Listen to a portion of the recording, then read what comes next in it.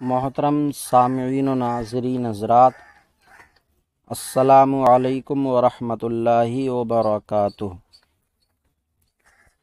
بسم اللہ الرحمن الرحیم، الحمد للہ رب العالمین، والصلاة والسلام علی محمد سید المرسلین وعلی آلہ واصحابہ اجمعین۔ اللہم افتح علینا حکمتک وانشر علینا رحمتک یا ذا الجلال والاکرام۔ قارئین حضرات، قانون شریعت میں آج ہمارا سبق ہدایت و گمراہی کس کی طرف سے ہے، یہاں سے ہے۔ ہدایت کا معنی ہے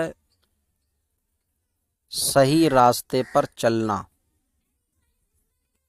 اور گمراہی کا مطلب ہے صحیح راستے سے بھٹک جانا، الگ ہو جانا۔ تو انسان جو صحیح راستے پر چلتا ہے، لگتا ہے، مثلاً کوئی انسان مومن ہے، نمازی ہے، روزے دار ہے، اچھے کام کرتا ہے، تو یہ سب کیسے ہو رہا ہے؟ کس کی طرف سے ہوا؟ ایمان اس کو کس کی طرف سے ملا؟ کیا اس کا اپنا اس میں مکمل دخل ہے؟ نمازی ہے، روزے دار ہے، شریعت کا پابند ہے، تو کیا وہ اس میں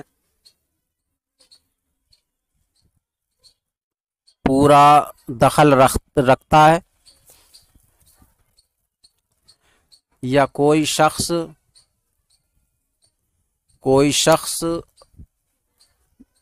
کافر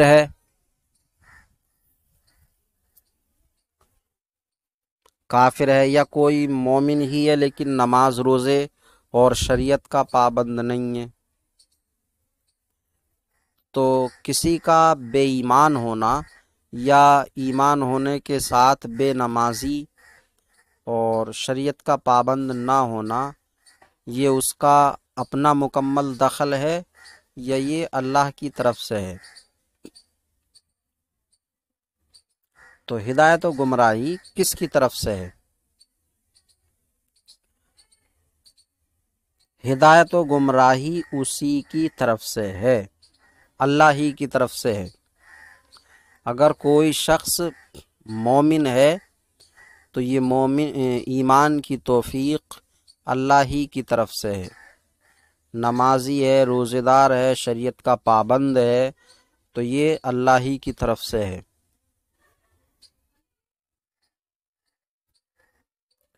اور کوئی شخص بے ایمان ہے، یہ بھی اللہ کی طرف سے ہے۔ ایماندار ہے، مومن ہے، لیکن نمازی نہیں، شریعت کا پابند نہیں، یہ بھی اللہ کی طرف سے ہے۔ تو ہدایت و گمراہی اسی کی طرف سے ہے، جسے چاہے ایمان نصیب ہو، جسے چاہے کفر میں مبتلا ہو۔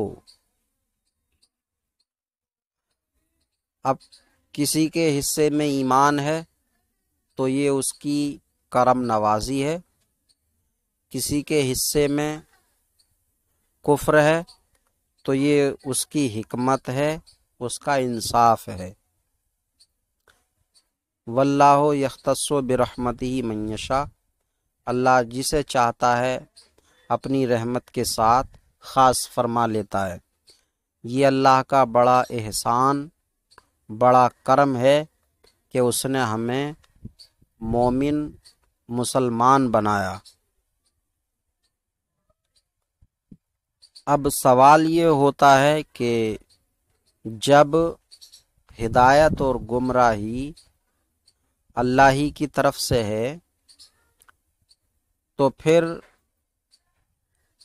ہدایت پا جانے والے شخص کے لیے جنت اور ثواب کیوں ہے؟ یہ تو اللہ کی طرف سے ہے، اس کا اپنا اس میں کیا کمال ہوا۔ اسی طرح گمراہ شخص کے لیے عذاب اور سزا کیوں ہے؟ جب گمراہی اللہ ہی کی طرف سے ہے تو گمراہ شخص کے لیے عذاب اور سزا کیوں ہے؟ اس کا اس میں کیا قصور ہے؟ جب ہدایت بھی اللہ کی طرف سے ہے اور گمراہی بھی اللہ کی طرف سے ہے تو ہدایت والے کے لیے ثواب جنت کیوں ہے؟ اسی طرح گمراہی جب اللہ کی طرف سے ہے تو گمراہ شخص کے لیے عذاب اور سزا کیوں ہے؟ تو یہی سوال کسی نے حضرت مولا علی کرم اللہ وجہہ الکریم سے کیا تو آپ نے اس کو فرمایا کہ آپ دونوں پیروں پر کھڑے ہیں؟ کیا جی کھڑا ہوں۔ کہ ایک پیر اٹھا لیجئے۔ تو ایک پیر انہوں نے اٹھا لیا، پھر فرمایا کہ دوسرا بھی اٹھا لو۔ تو اس نے کہا کہ دوسرا کیسے اٹھایا جا سکتا ہے، دوسرا تو نہیں اٹھ سکتا ہے۔ تو حضرت علی نے فرمایا کہ بالکل اسی طرح بندہ دونوں پیروں پر کھڑا ہوا نہیں ہے کہ اس کی مرضی ہے جو چاہے کرتا رہے، اس کی مکمل مرضی ہے، مکمل دخل ہے کہ وہ ایمان لے آئے، اس کا مکمل اپنا اختیار اپنا قبضہ ہے کہ وہ نمازی ہو،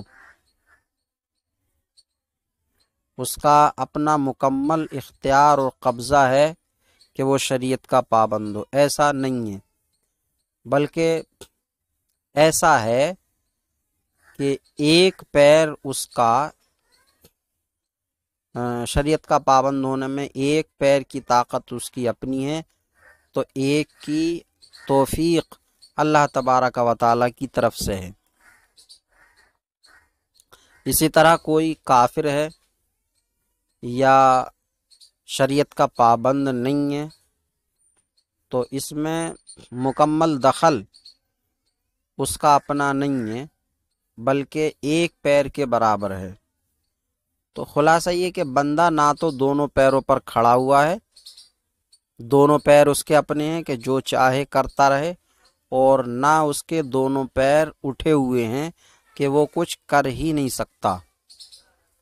تو بندے کا دخل ہدایت میں، گمراہی میں، مومن یا کافر ہونے میں، شریعت کا پابند یا غیر پابند ہونے میں، انسان کا دخل ایک پیر کے برابر ہے، اور اسی ایک پیر کے برابر دخل ہونے پر اس کو عذاب یا ثواب دیا جائے گا۔ تو ہدایت گمراہی اسی کی طرف سے ہے، جسے چاہے ایمان نصیب ہو، جسے چاہے کفر میں مبتلا ہو۔ وہ جو کرتا ہے حکمت ہے، انصاف ہے، مسلمانوں کو جنت عطا فرمائے گا، کافروں پر دوزخ میں عذاب کرے گا، اس کا ہر کام حکمت ہے، اچھائی ہے، بندے کی سمجھ میں آئے یا نہ آئے۔ اسے اگرچہ لگتا ہو کہ میرے ساتھ غلط ہو رہا ہے یا فلاں کے ساتھ غلط ہو رہا ہے، لیکن وہ غلط نہیں ہوتا ہے، اچھا ہی ہوتا ہے۔ تو بندے کی سمجھ میں آئے یا نہ آئے، اس کی نعمتیں، اس کے احسان بے انتہا ہیں، اس کے احسان بھی بے انتہا ہیں، نعمتیں بھی بے انتہا ہیں۔ وَإِن تَعُدُّوا نِعْمَتَ اللَّهِ لَا تُحْصُوهَا، اگر تم اللہ کی نعمتیں گننا چاہو تو نہیں گن سکتے، بے شمار ہیں۔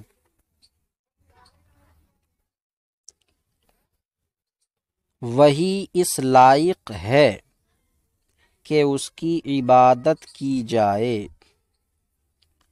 وہی اس بات کے لائق ہے کہ اس کی عبادت کی جائے، اس کے سوا دوسرا کوئی عبادت کے لائق نہیں۔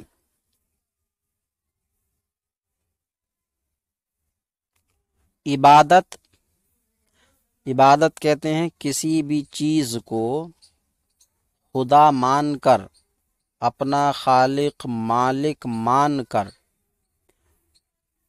اس کے لیے ایسا کام کرنا جس سے کہ وہ خوش ہو۔ تو اس کام کے لائق صرف اللہ تبارک و تعالی ہی ہے کہ اس کو اپنا خالق اور مالک مان کر وہ کام کیا جائے جس سے کہ وہ خوش ہوتا ہے۔ یہ بت یا چاند سورج یا دریا وغیرہ ہرگز اس لائق نہیں کہ ان کو اپنا مالک مان کر، اپنا خالق مان کر ایسے کام کیے جائیں جس سے کہ وہ خوش ہوں۔ اور ان چیزوں کو اپنا مالک مانا بھی کیسے جا سکتا ہے؟ پتھر کے بے جان بت ہیں، ان کو اپنا مالک کیسے مانا جا سکتا ہے جبکہ ان بے جان پتھروں کے تو ہم خود مالک ہیں۔ ہم خود مالک ہیں، ہم چاہیں تو ان کو توڑ دیں، ہم چاہیں تو ان کو ایک جگہ سے دوسری جگہ رکھ دیں، ہم چاہیں تو ان کی صورت کو بدل دیں، ہم چاہیں تو ان پر گندگی ڈال دیں یا ان پر پھولوں کی برسات کریں، جو چاہیں ان کے ساتھ ہم کر سکتے ہیں۔ تو پھر ہم ان کو مالک کیسے مان سکتے ہیں؟ اور عبادت میں جس کی عبادت کی جاتی ہے اس کو مالک مان کر وہ کام کیا جاتا ہے جس سے کہ وہ خوش ہو۔ تو بت ہرگز عبادت کے لائق نہیں ہو سکتے۔ عبادت کے لائق صرف اور صرف اللہ ہی ہے، کیونکہ وہ ہمارا مالک ہے، خالق ہے، ہمیں رزق پہنچاتا ہے، تمام طاقتوں کا حامل ہے، بڑا مہربان ہے، تو ایسا ہی عبادت کا حقدار اور لائق ہے۔ اس لیے اللہ کا یہ احسان ہے کہ اس نے ہم کو اپنا عبادت کرنے والوں میں رکھا ہے۔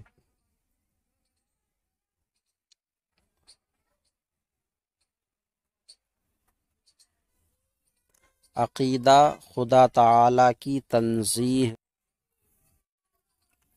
خدا تعالی کی تنزیہ، تنزیہ یہ عربی زبان کا لفظ ہے،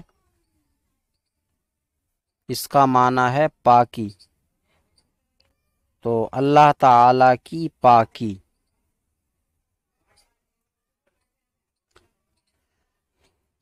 یہ بیان کیا جائے گا کہ اللہ کن کن چیزوں سے، کن کن باتوں سے پاک ہے۔ اللہ تعالی جسم و جسمانیت سے پاک ہے۔ جسم، اللہ تعالی جسم سے پاک ہے۔ جسم جس طرح ہمارا جسم ہے، ہڈی، گوشت، کھال، خون اور رگیں وغیرہ، تو اللہ تعالی جسم سے پاک ہے۔ اللہ تعالیٰ کے نہ تو ہڈیاں ہیں، نہ گوشت ہے، نہ کھال ہے، نہ رگیں ہیں۔ اللہ تعالیٰ جسم سے پاک ہے، جسمانیت سے بھی پاک ہے۔ جسمانیت کا مطلب ہے جسم سے تعلق رکھنے والی باتیں، جسم سے تعلق رکھنے والی باتیں۔ جیسے جسم سے تعلق رکھنے والی باتیں کیا ہیں؟ جیسے گورا ہونا، کالا ہونا، جسم گورا کالا ہوتا، ہلکا ہونا، بھاری ہونا، یہ بھی جسم سے تعلق رکھتا، کھانا پینا یہ بھی جسم سے تعلق رکھتا، جسم کو غذا چاہیے، کھانا پینا۔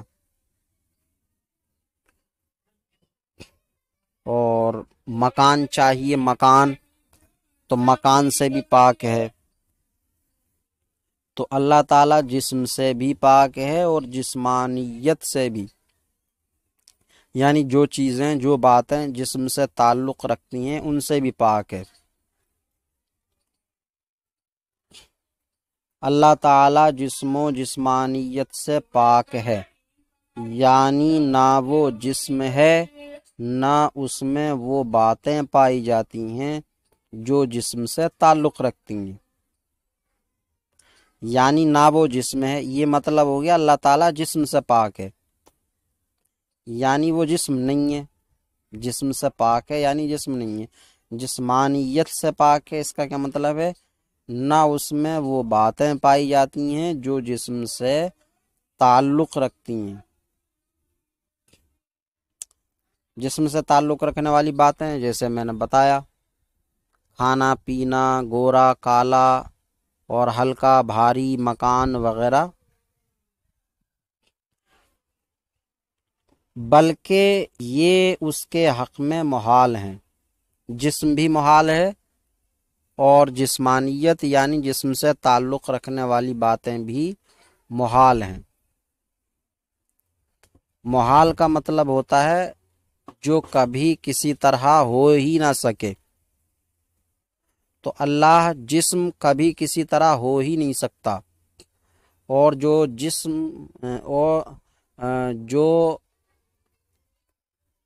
جو جسم ہو وہ خدا ہو نہیں سکتا۔ جسم خدا ہو نہیں سکتا اور خدا جسم ہو نہیں سکتا، یہ اس کے حق میں محال ہے۔ اب ایسا اس لیے ہے کہ اگر خدا جسم ہو تو جسم جو ہے وہ محتاج ہوتا ہے۔ جسم محتاج، مثلا ہمارا جسم ہے تو یہ محتاج ہے، اس کو کھانا چاہیے، پانی چاہیے، آرام چاہیے، نیند چاہیے، مکان چاہیے۔ تو اگر اللہ تعالیٰ کو جسم مانا جائے تو یہ ساری چیزیں اللہ کے لیے ضروری ہو جائیں گی، اللہ ان ساری چیزوں کا محتاج ہوگا، اور اللہ کسی چیز کا محتاج نہیں ہے۔ خدا کسی چیز کا محتاج نہیں ہوتا، اور جو محتاج ہو وہ خدا ہونے کے لائق ہی نہیں ہے، وہ خدا ہو ہی نہیں سکتا۔ تو اس لیے اللہ تعالیٰ میں یہ ساری باتیں نہیں پائی جاتی، بلکہ یہ اس کے حق میں محال ہیں۔ لہذا اسی لیے، لہذا کا مطلب ہوتا ہے اسی لیے، جیسے زید عالم ہے، لہذا لائق تعظیم ہے۔ لہذا یعنی اسی لیے، جب وہ عالم ہے تو لائق تعظیم ہے۔ تو جب اللہ تعالیٰ جسم سے بھی پاک ہے اور جسمانیت سے بھی پاک ہے تو وہ زمان و مکان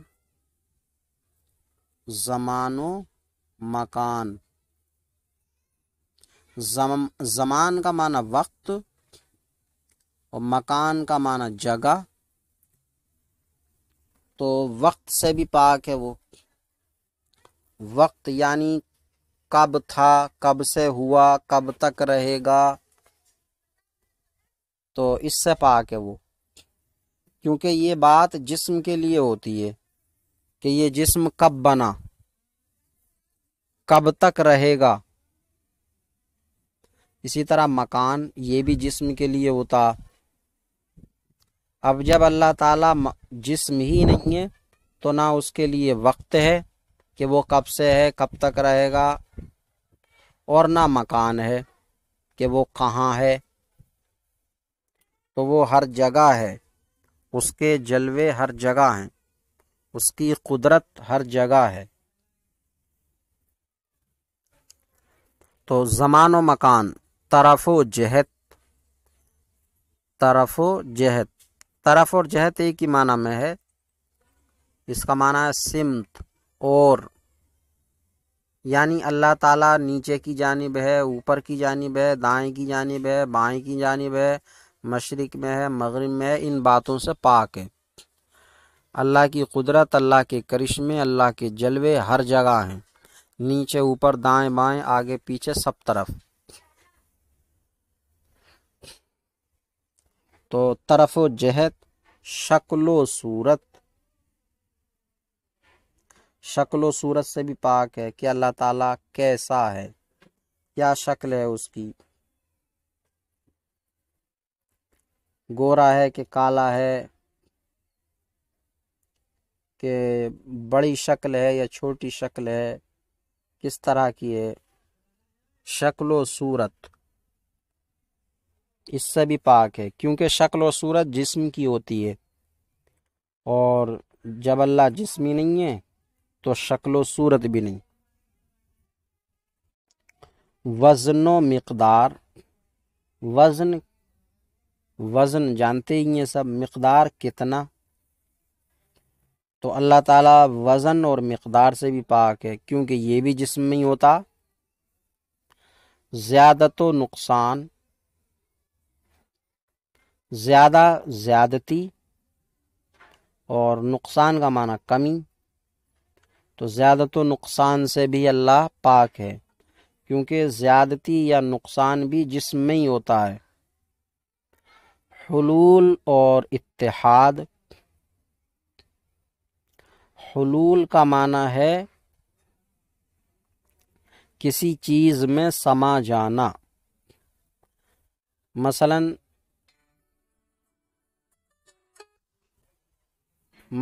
ہم کمرے میں ہیں، کسی کمرے میں ہیں، کمرے کے اندر سمائے ہوئے ہیں،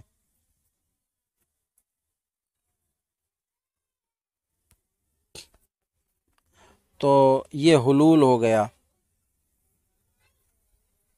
ہمارا حلول یعنی کمرے کے اندر ہم سما گئے، تو یہ بھی جسم کا ہی ہوتا۔ حلول کسی چیز میں سما جانا جسم کا ہی ہوتا، اور اللہ جسم ہی نہیں ہے تو حلول سے بھی پاک ہے۔ اتحاد، دو چیزوں کا مل کر ایک ہو جانا، دو چیزیں ہیں وہ مل کر ایک ہو گئیں، تو یہ بھی اللہ کے حق میں محال ہے، کیونکہ دو چیزوں کا مل کر ایک ہو جانا یہ بھی جسم ہوتا، دو چیزیں جب مل کر ایک ہوں گی تو وہ جسم بنے گا، تو اللہ تعالیٰ جسم سے پاک ہے۔ توالد، توالد کا معنی ہے اولاد جننا، اولاد جننا، یہ جسم سے تعلق رکھنے والی بات ہے۔ جب اللہ تعالیٰ جسمانیت سے پاک ہے تو توالد سے بھی پاک ہے، کیونکہ توالد جسم سے تعلق رکھتی ہے، اولاد جننا یہ جسم سے تعلق رکھتا۔ تناسل، اس کا معنی بھی یہی ہے، توالد و تناسل، اولاد جننا نسل چلانا۔ حرکت و انتقال، حرکت کا معنی ہے ہلنا، تو ہلنا جو ہے یہ جسم سے تعلق رکھتا ہے۔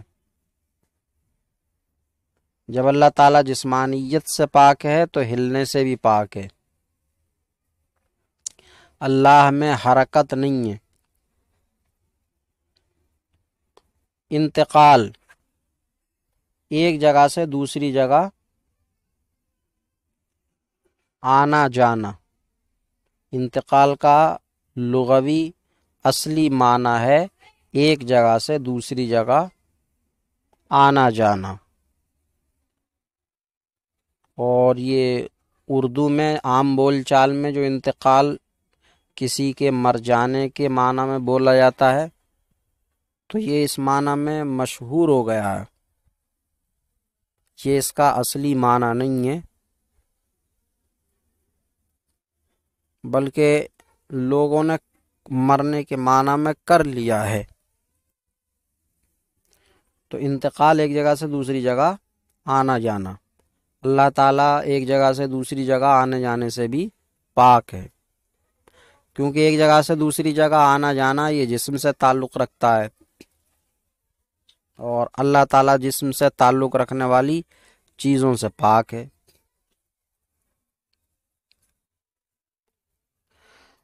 تغیر و تبدل، تغیر اور تبدل دونوں کا معنی ہے بدلنا، بدلنا، تو اللہ تعالیٰ بدلاؤ سے بھی پاک ہے، کیونکہ بدلاؤ جو ہے یہ جسم سے تعلق رکھتا ہے، جسم بدلتا ہے، جسم کبھی موٹا ہے تو دبلا ہو گیا، جسم کبھی گورا ہے تو کالا ہو گیا، کالا ہے تو گورا ہو گیا، ہلکا ہے تو بھاری ہو گیا۔ تو یہ تغیر و تبدل جسمانیت سے ہیں، یعنی جسم سے تعلق رکھنے والی باتیں ہیں، تو اللہ تعالیٰ جسم سے تعلق رکھنے والی باتوں سے بھی پاک ہے۔ تغیر و تبدل وغیرہ جملہ اوصاف و احوال جسم، جملہ کا معنی تمام، یہ تمام باتیں جو بیان کی، زمان و مکان، طرف و جہت، شکل و صورت، وزن و مقدار، یہ حرکت و انتقال، تغیر و تبدل وغیرہ تمام جملہ اوصاف و احوال جسم سے منزہ و بری ہے، جسم کے احوال اور اوصاف، جسم کی حالتیں اور جسم کے اوصاف، جسم کے احوال زمان و مکان، طرف و جہت، شکل و صورت، وزن و مقدار اور زیادت و نقصان، حلول و اتحاد، اوصاف جسم توالد و تناسل، حرکت و انتقال، تغیر و تبدل وغیرہ، ان سب چیزوں سے منزہ، منزہ کا معنی پاک، منزہ و بری ہے، بری یعنی بیزار، لا تعلق، اس کا ان سب باتوں سے کوئی تعلق نہیں ہے۔ تو حاصل یہ کہ اللہ تعالیٰ نہ جسم ہے نہ جسمانیت ہے، یعنی نہ وہ جسم ہے نہ اس میں وہ باتیں پائی جاتی ہیں جو جسم سے تعلق رکھتی ہیں۔ اور قرآن و حدیث میں جو بعض ایسے الفاظ آئے ہیں، مثلا ید، وجہ، رجل، ذہن وغیرہ،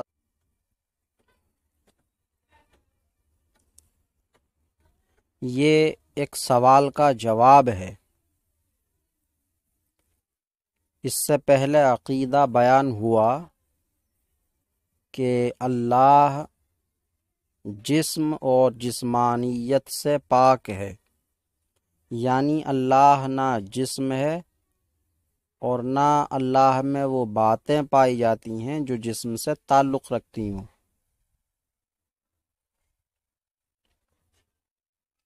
مثلا ہاتھ ہے، ہاتھ یہ جسم ہے، رجل ہے یہ جسم ہے، تو یہ اللہ کے لیے نہیں ہو سکتا کیونکہ اللہ جسم ہی نہیں ہے۔ اسی طرح ضحک، ہنسنا، تو یہ جسم سے تعلق رکھتا ہے، تو یہ بھی اللہ کے لیے نہیں ہو سکتا۔ جب ایسا نہیں ہو سکتا تو قرآن پاک میں ید اللہ فوق ایدیہم، اللہ کا ید ان کے ہاتھوں کے اوپر ہے، یہ کس طرح سے آیا ہے، اس کا کیا مطلب ہوگا؟ ید کا معنی ہے عربی میں ہاتھ. یہ ید عربی میں ہاتھ کے معنی میں ہے. تو جب ید کا معنی ہاتھ ہے تو پھر اللہ کے لیے ہاتھ کیسے ہو سکتا ہے؟ اللہ تو جسم ہی نہیں ہے.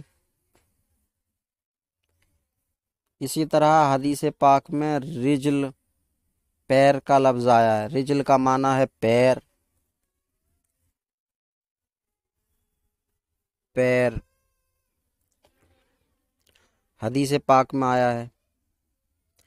تو پیر جسم ہے اور اللہ جسم سے پاک ہے، تو پھر رجل کا لفظ حدیث میں کیسے اور کیوں آیا؟ ایسے ہی استوا. استوا کا معنی ہے آرام کرنا. تو آرام کرنا یہ جسمانیت سے ہے، جسم سے تعلق رکھنے والی بات ہے. جیسے قرآن پاک میں ہے الرحمن علی العرش استوى، رحمان نے عرش پر استوا کیا. تو استوا کا معنی ہے آرام، اور آرام کرنا جو ہے وہ جسم سے تعلق رکھتا ہے. تو اللہ کے لیے استوا جو آرام کرنا کے معنی میں ہے کس طرح سے آیا؟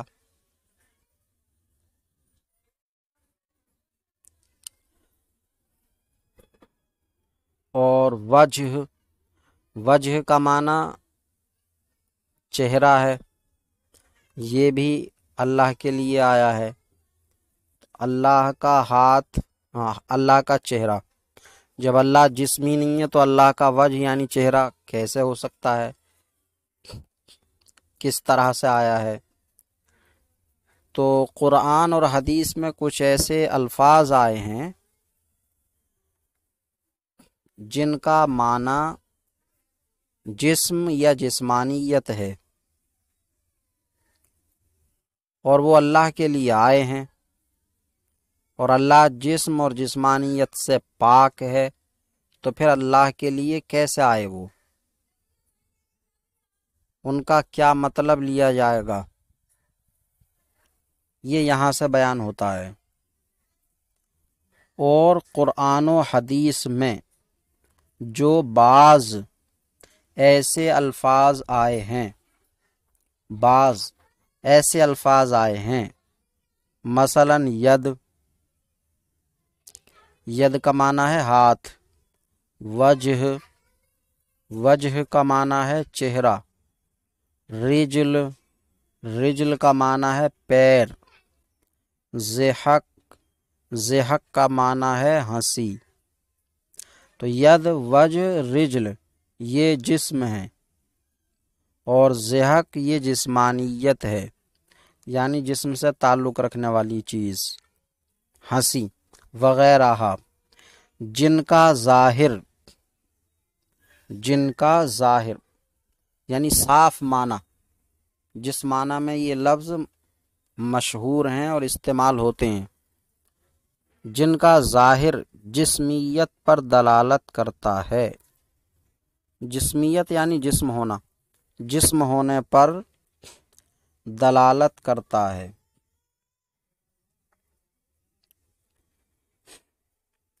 ان کے ظاہری معنی مراد لینا گمراہی و بد مذہبی ہے. واو کو گمراہی میں ملا کے پڑھیں گے، گمراہیو بد مذہبی ہے. ان کا ظاہری معنی مراد نہیں لینا چاہیے. ید کا معنی ہاتھ نہیں لینا چاہیے. وجہ کا معنی چہرہ نہیں لینا چاہیے. رجل کا معنی پیر نہیں لینا چاہیے. ضحک کا معنی ہنسی نہیں لینا چاہیے. اگر یہ معنی مراد لیے تو یہ گمراہی اور بد مذہبی ہوگا. پھر جب ان کا یہ معنی نہ لیا جائے تو پھر کیا کیا جائے؟ تو ان کا دوسرا معنی مراد لیا جائے. وہ کیا ہے وہ اسی میں بتایا جائے گا. کیا کیا جائے؟ اس قسم کے الفاظ میں تعویل کی جاتی ہے. یہ لکھا الفاظ متشابہ کی تعویل۔ الفاظ متشابہ وہ الفاظ جن کے ظاہری معنی اللہ تعالیٰ کے حق میں محال ہیں، جن کے ظاہری معنی مراد لینا گمراہی اور بد مذہبی ہے، تو ان کا کیا کیا جائے؟ تو یہ کیا جائے اس قسم کے الفاظ میں تعویل کی جاتی ہے۔ تعویل یعنی دوسرا معنی کی جاتی ہے، کیونکہ ان کا مراد نہیں، ان کا ظاہری معنی مراد نہیں۔ ظاہری معنی مراد نہیں، کیوں نہیں؟ کہ اس کے حق میں محال ہے۔ اللہ کا ید ہو، وجہ ہو، رجل ہو، ضحک ہو، یہ اس کے حق میں محال ہے۔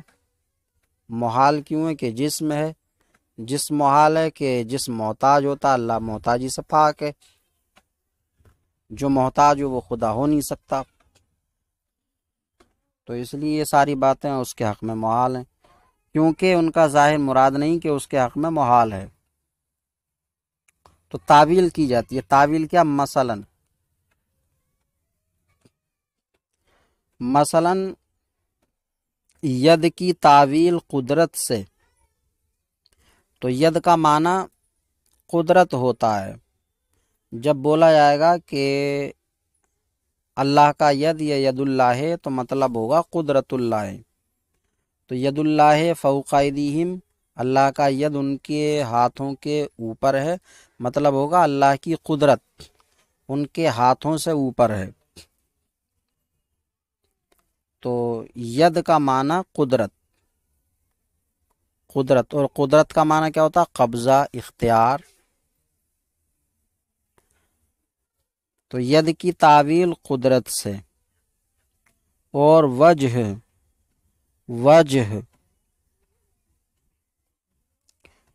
کی ذات سے، اللہ کا وجہ یعنی اللہ کی ذات۔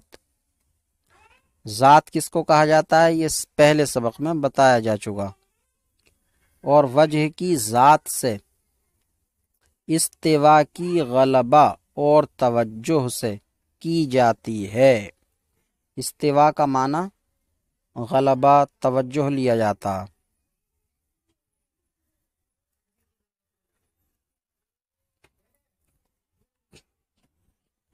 آرام کرنا نہیں، استوا کا اصلی معنی آرام کرنا تو وہ نہیں، بلکہ غلبہ اور توجہ۔ یہ ہوا کہ ان الفاظ کے ظاہری معنی مراد نہیں ہوتے، بلکہ دوسرا معنی مراد لیا جاتا، تعویل کی جاتی ہے۔ اب بیان کر رہے ہیں کہ تعویل کرنے کی ضرورت بھی نہیں ہے، بلکہ بہتر یہ ہے کہ تعویل نہ کی جائے، بلکہ جو لفظ اللہ کے لیے آیا ہے وہ مانا جائے، حق مانا جائے، لیکن اس کی مراد کیا ہے وہ اللہ کے سپرد کر دی جائے۔ مثلا ید اللہ کے لیے آیا ہے تو اللہ کا ید ہے یہ مانا جائے، لیکن ید سے مراد کیا ہے یہ اللہ کے سپرد کر دیا جائے۔ ید کا معنی ہاتھ، جیسا کہ ہمارا ہاتھ ہے ایسا نہیں ہے، پھر کیسا ہے کہ یہ اللہ جانے، اللہ کے سپرد ہے۔ تو لیکن بہتر و اسلم یہ ہے کہ بلا ضرورت تعویل بھی نہ کی جائے، بلکہ حق ہونے کا یقین رکھے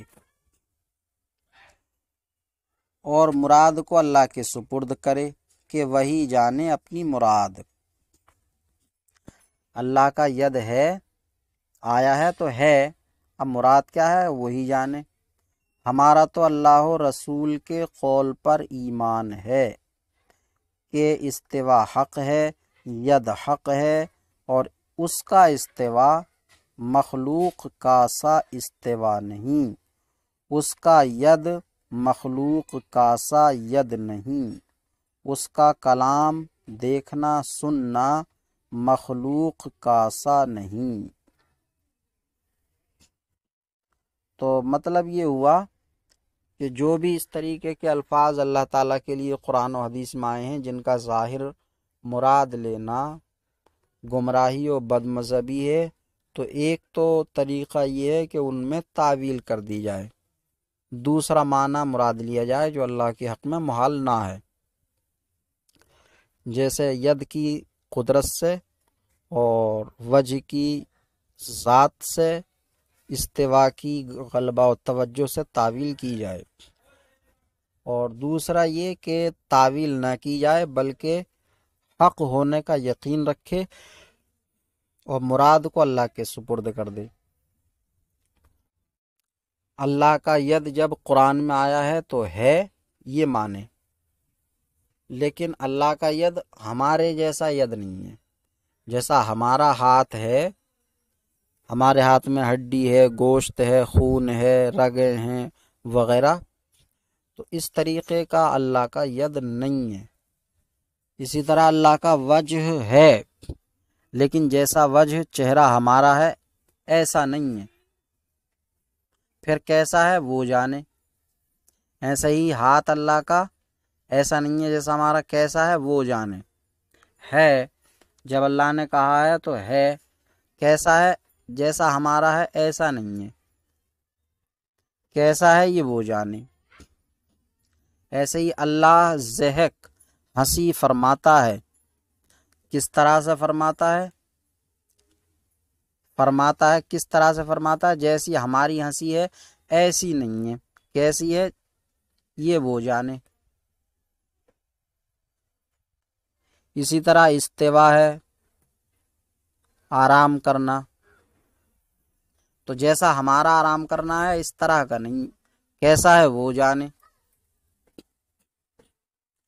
تو بہتر و اسلم یہ ہے کہ بلا ضرورت تعویل بھی نہ کی جائے بلکہ حق ہونے کا یقین رکھے اور مراد کو اللہ کے سپرد کرے کہ وہی جانے اپنی مراد۔ ہمارا تو اللہ اور رسول کے قول پر ایمان ہے کہ استوا حق ہے، ید حق ہے، اس کا استوا مخلوق کا سا استوا نہیں، جیسا مخلوق استوا کرتی ہے آرام کرتی ہے ایسا نہیں ہے، اس کا ید مخلوق کا سا ید نہیں، اس کا ہاتھ مخلوق جیسا ہاتھ نہیں، اس کا کلام دیکھنا سننا مخلوق کا سا نہیں۔ مخلوق کلام کرتی ہے زبان سے، زبان جسم ہے تو اللہ تعالیٰ کلام فرماتا ہے، لیکن زبان ایسی نہیں ہے جیسی کہ ہماری ہے، پھر کس طرح فرماتا ہے وہ جانے۔ ہم سنتے ہیں کانوں سے، کان جسم ہے، اللہ کے لیے محال ہے کان۔ سنتا ہے اللہ، یقیناً سنتا ہے، کس طرح سے سنتا ہے، اس کا سننا کیسا ہے، ہمارے جیسا نہیں ہے، وہ جانے اس کا سننا کیسا ہے۔ اسی طرح دیکھنا، مخلوق آنکھ سے دیکھتی ہے، اللہ کی آنکھ نہیں ہے، آنکھ جسم ہے، تو پھر کس طرح سے دیکھتا ہے؟ تو اس کا دیکھنا ہمارے طرح دیکھنا نہیں ہے، کیسا ہے یہ وہ جانے۔ عقیدہ اللہ تعالی کی ذات و صفات نہ مخلوق ہیں نہ مقدور۔ اللہ تعالی کی ذات اور صفات یہ میں غلط ہے، میں صفات میں نہ مخلوق ہیں تو یہ میں غلط ہے۔ اللہ تعالیٰ کی ذات و صفات نہ مخلوق ہیں، یعنی اللہ کی ذات مخلوق نہیں ہے، اللہ کی ذات کو کسی نے پیدا نہیں کیا ہے بلکہ وہ خدا ہے۔ خدا یعنی خود اپنے آپ سے، اس کا وجود اپنے آپ سے ہی ہے، اس کو کسی نے پیدا نہیں کیا ہے، اور نہ صفات مخلوق ہیں۔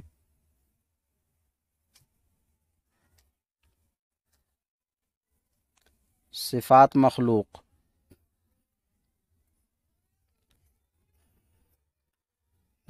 اس کی صفتوں کو، یعنی اس کا رحمان ہونا، رحیم ہونا، کریم ہونا، शकूर होना, अफू होना, जितनी भी सिफतें हैं, तो ना उसकी सिफतों को किसने पैदा किया है, बल्कि पीछे आया कि वो मा अपनी सिफात कमालिया के हमेशा से है और हमेशा रहेगा।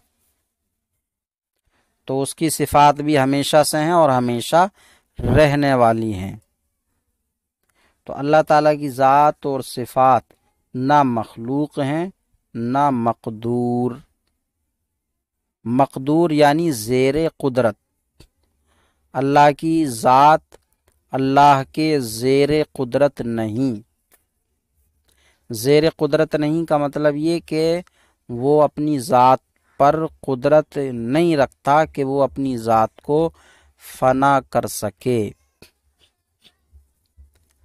अल्लाह की ज़ात मकदूर नहीं, यानी अल्लाह को अपनी ज़ात पर ये कुदरत नहीं कि वो अपने आप को फना कर सके, ख़त्म कर सके। इसी तरह अल्लाह ताला की सिफ़ात रहमान, रहीम, करीम, गफ़ूर, सबूर, क़हार, जब्बार वग़ैरह ये सिफ़तें मक़दूर नहीं हैं। अल्लाह की सिफ़ात मक़दूर नहीं है कि वो चाहे तो रहमान हो, चाहे तो करीम हो, चाहे तो गफ़ूर हो, चाहे तो जब्बार हो, चाहे तो क़हार हो, ऐसा नहीं है। बल्कि ये सारी सिफ़तें उसके लिए लाज़मी हैं, उसके लिए साबित हैं। अल्लाह इन सिफ़तों को ख़त्म नहीं कर सकता। रही ये बात कि सिफ़त रहमानियत को किस बंदे से मुताल्लिक़ करना है, किस बंदे पर रहम करना है, या सिफ़त जब्बारियत को किस बंदे से मुताल्लिक़ करना है, किस बंदे पर कहर और जब्र करना है, तो ये उसका अपना इख्तियारी फ़ेल है। जिस बंदे पर चाहे रहम करे, जिस बंदे पर चाहे कहरो जब्र करे, ये अलग बात है। लेकिन जहाँ तक बात सिफत की है, रहमान होना, करीम होना, गफ़ूर होना, तो ये अल्लाह की कुदरत के तहत नहीं है। अल्लाह के लिए ये सिफतें लाजिम और साबित हैं। लेकिन इन सिफात का सुदूर और ताल्लुक़ किस बंदे से किस चीज़ पर होना है, ये अल्लाह के तहत कुदरत है। जिस पर चाहे वो रहमत करे, जिस पर चाहे कहर व गज़ब करे। तो अल्लाह ताला की ज़ात व सिफ़ात ना मखलूक हैं ना मक़दूर। अक़ीदा, क्या चीज़ें हादिस हैं और क्या कदीम। ज़ात व सिफ़ात इलाही के अलावा जितनी चीज़ें हैं सब हादिस हैं, यानी पहले ना थीं फिर मौजूद हुई। ये कौसैन का निशान खींच दिया है, क्या चीज़ें हादिस हैं क्या कदीम। तो कदीम के बाद खींचना चाहिए था दूसरा। अब इससे इस तरह लगा जैसे कि पूरे का पूरा कौसैन और ब्रैकेट में हो। तो कौसैन या ब्रैकेट में सिर्फ इतना आएगा, क्या चीज़ें हादिस और क्या कदीम। इसके बाद कदीम के बाद कदीम के बाद में कदीम की तरफ से और ब्रैकेट या कौस लगना चाहिए था। तो हादिस का माना है जो पहले ना हो बाद में हो। पहले नहीं था, पहले से ही नहीं है, वो बाद में हुआ, जब उसको किया गया, पैदा किया गया तब हुआ, पहले से नहीं है।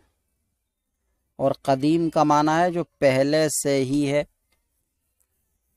तो जितनी भी चीज़ें हैं जो हमारे सुनने دیکھنے میں آتی ہیں تو ان تمام چیزوں میں اللہ تعالیٰ کی ذات و صفات کے علاوہ جتنی بھی چیزیں ہیں سب حادث ہیں، یعنی پہلے نہیں تھیں، بعد میں ہوئیں۔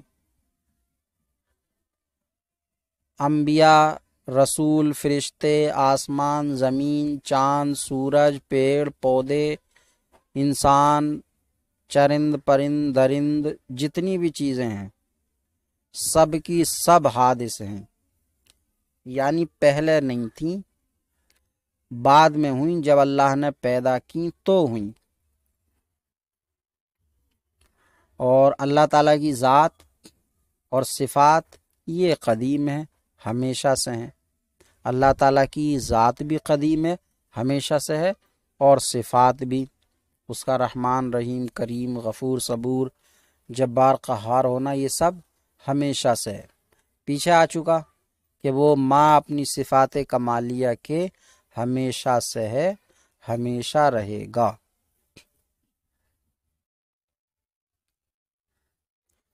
تو ذات و صفات الہی کے علاوہ،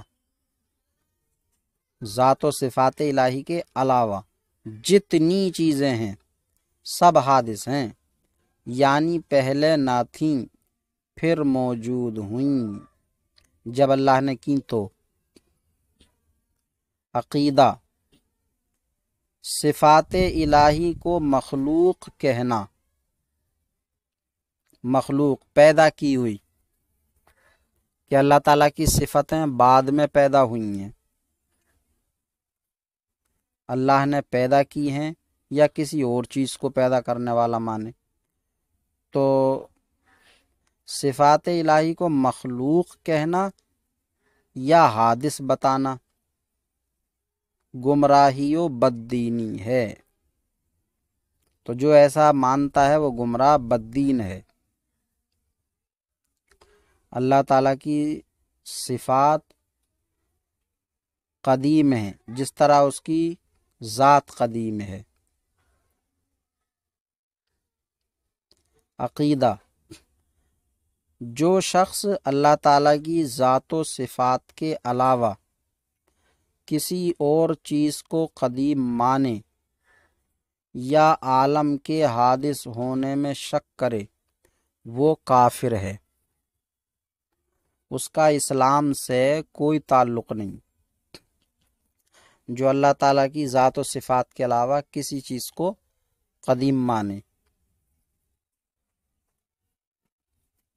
کسی بھی چیز کو قدیم مانے، جیسے کہ بہت سارے بے دینوں کا ماننا ہے کہ انسان ہمیشہ سے ہے، پہلے وہ بندر کی شکل میں تھا، پھر کچھ ترقی کی تو کچھ سیدھا ہوا، پھر اور کی اور سیدھا ہوا، اور کی تو اس طرح سے ترقی کرتا ہوا یہ آج کی موجودہ حالت میں آیا ہے ہمیشہ سے۔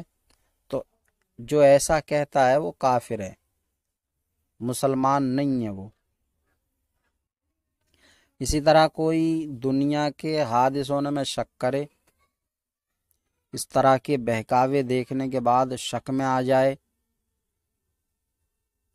چاند سورج پیڑ پودوں دریاؤں کو دیکھ کر شک میں آئے کہ ان کو کون پیدا کر سکتا ہے، یہ تو ہمیشہ سے ہی ہوں گی، اتنی بڑی بڑی چیزیں کون بنا سکتا ہے، کسی انسان کے بس کا تو ہے نہیں، کون کر سکتا ہے کہ یہ تو ہمیشہ سے ہی ہے، شک کرے تو ایسا شک کرنے والا بھی کافر ہے۔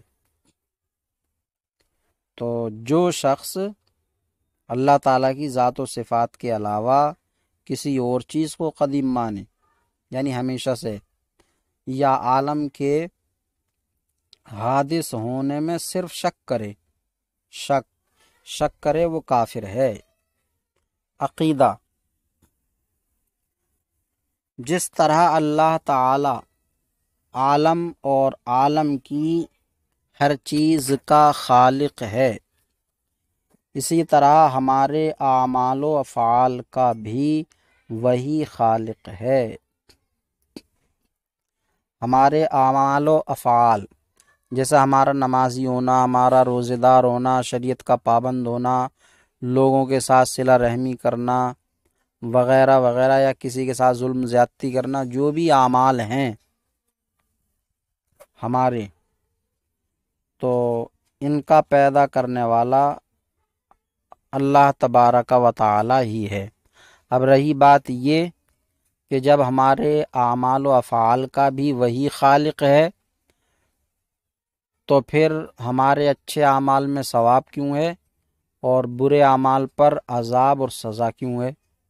تو اس کا جواب پیچھے دیا جا چکا ہے کہ ہمارا اس میں ایک پیر کے برابر اختیار اور دخل ہے۔ اسی ایک پیر کے برابر اختیار اور دخل ہونے کی وجہ سے ہمارے لیے ثواب یا عذاب ہے۔ تو ہمارے اعمال و افعال کا خالق بھی اللہ تعالیٰ ہی ہے، جس طرح ہمارا خالق اللہ تعالیٰ ہے۔ لیکن ایک فرقہ ہے، اس کا نام معتزلہ ہے، معتزلہ۔ تو فرقہ معتزلہ کا ماننا یہ ہے کہ ہمارے اعمال و افعال کا خالق اللہ تعالی نہیں ہے، بلکہ بندہ خود اپنے اعمال و افعال کا خالق ہے۔ اس طرح کا فرقہ معتزلہ کا ماننا ہے کہ بندہ خود ہی اپنے اعمال و افعال کا خالق ہے، اللہ اس کے اعمال و افعال کا خالق نہیں ہے، اللہ صرف اس کی ذات کا خالق ہے۔ لیکن اہل سنت والجماعت کا عقیدہ یہ ہے کہ اللہ تعالیٰ جس طرح ہمارا خالق ہے، اسی طرح ہمارے اعمال و افعال کا بھی وہی خالق ہے۔ تو عقیدہ جس طرح اللہ تعالیٰ عالم اور عالم کی ہر چیز کا خالق ہے، اسی طرح ہمارے اعمال و افعال کا بھی وہی خالق ہے، پیدا کرنے والا ہے۔